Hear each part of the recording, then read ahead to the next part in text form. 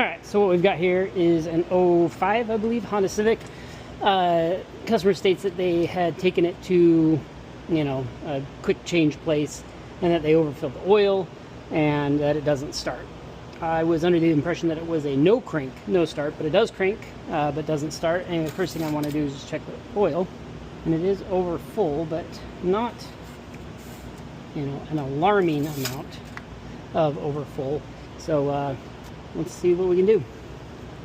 So I'm doing a full scan, but I just realized we don't have a check engine light on the dash. Oh no, it did. It did read the PCM. It's interesting that it read the ECU, but when I try to go in to that module, it's communication. And that's what I expected with a no check engine light. Yeah, I think we're missing a 5-volt reference. So I'll show you what it sounds like when it cranks. So we have compression, you can hear it. No, I think it's I think we've got a 5-volt reference that's down. Because we have no check engine light, no communication to the ECU, really? Yeah. So it's something completely different. 100% different. I mean, it is overfilled on oil, but like a quart. He put a quart in it, in the engine. This guy did. Yeah, because he said he checked it and there was nothing on the dipstick. He has a video of that. And then he put a quart in it to see if it'd start, and then it wouldn't start. And his rear O2 sensor's unplugged for some weird reason. It's just something weird. Yeah, yeah, so we have no communication. So I think it's just a 5-volt. That's usually what it is a 5-volt ref that's been shorted to ground.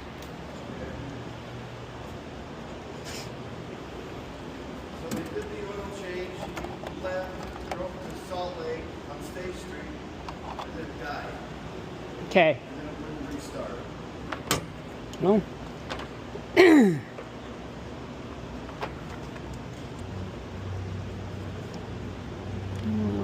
don't know if I can get.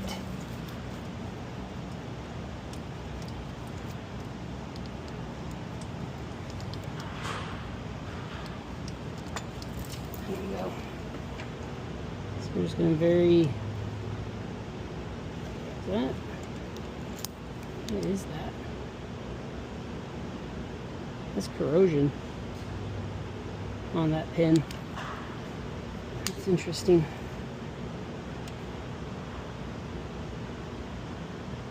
Nothing. Nothing, nothing, nothing. Zero. So that's the, I don't know if we've got just a shorted. I need to check powers and grounds at the ECU. I don't know where that lives in this car. Let's make sure we don't have a blown fuse here. Going to the PCM. Hazard FI ECU 15 amp. And that is blown. So I'll show you guys. This is probably hard to see through the lenses. So 15 amp. One side's lit. Oh wait, I'm done.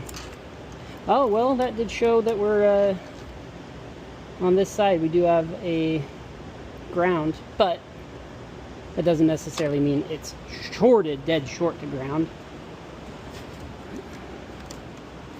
Let's use this little buggy.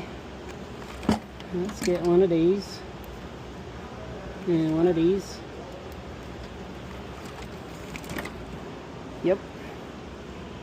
And what else? One of these. And this is what you call building your own fuse. Put this somewhere relatively safe. And you get a cage for this light. There we go. I'm happy with that. I just don't want it melting anything. Oh, son of a biscuit. Yep. Let's plug this back in. I bet you we might have communication now. If I could find where this plugs in, that would be great. Come on, I can feel it. There we go. That just lit up nice and bright. The only thing I did was plug in that crank sensor. So let's unplug it. As soon as I plugged that in, that lit up. That's interesting. Well, it took half a second. We might have a short at the crank sensor. Is my what? No. It works? Yeah. Okay. So there's corrosion on the pin. I don't know if you can see that. Green crusty stuff. Oh yeah. And then I put my camera down there and there's corrosion on all of the pins. But then watch that test light on the battery. So as soon as I plug this in, if I can find it. I don't see any light. Funny. Well, let's see if it starts. Because the ECU fuse was blown.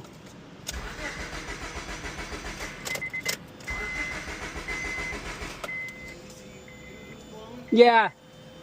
So that's what that light's in place of. Oh. It's just taking forever. I get super impatient. No communication. All right, well, I'll keep poking.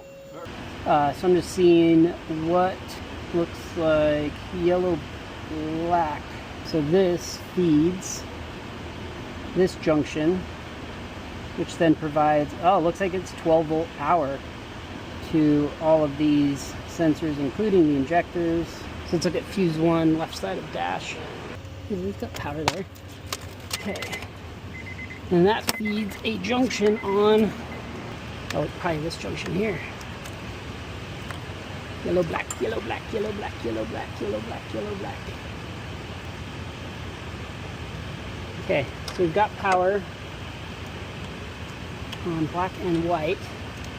And I do believe black and white. Oh, those are all shared in there. They're shared in there. I need to get to an injector if I can. 1.88 volts on that injector. So I know we've got 5 volt ground, or 5 volt, or sorry, 12 volts on the IAC. I'm just looking to see if I can get that to jump up, right? I need to see what else is shared on this line. So crank position, cam position, and all injectors and idle air control valve. That's it. That's the only thing that's on that circuit. Let's get to the easy one. So we've got, I already unplugged our map. And let's unplug the crank position again.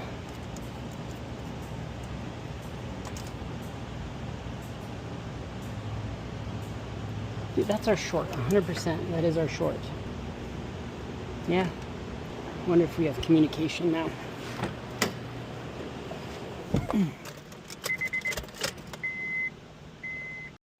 Alright, so what I'm doing now is I'm just selecting some data PIDs that I can actually read.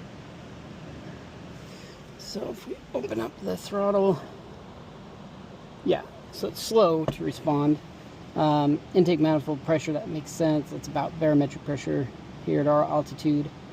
And then intake, let's see if we can get that intake manifold pressure to,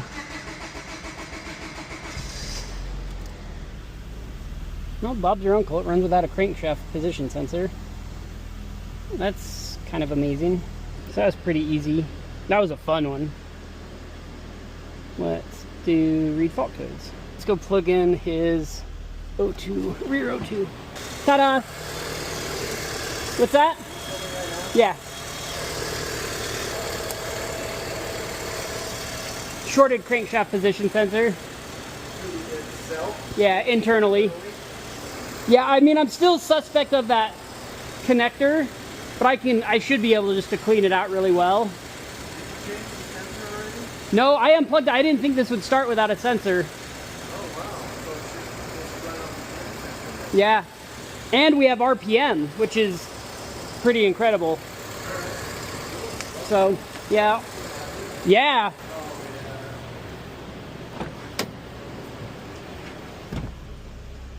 So let's go back in. So short term is about 10% positive. And then everything else looks rational. Yeah, I don't see any, other than that crankshaft position sensor, I don't see anything wrong here. Okay, well, that's done. So what it is it's, the sensor uses a 12 volt instead of 5 volt, which is fine. The crankshaft position sensor was shorted internally, which then blew the fuse, and with that sensor plugged in, it's bringing down that entire 12 volt network. So everything feeding the injectors, the manifold absolute pressure sensor, idle air control valve, and the crank position, cam position, it was just bringing down that whole network. So when we fixed that, we had a check engine light, but with that plugged in, we still had no communication to the PCM because we were at like 1.38 volts instead of, you know, battery voltage. So that's that. 100% crankshaft position sensor, pretty easy diag, pretty cool diag. And thanks guys, see you on the next one.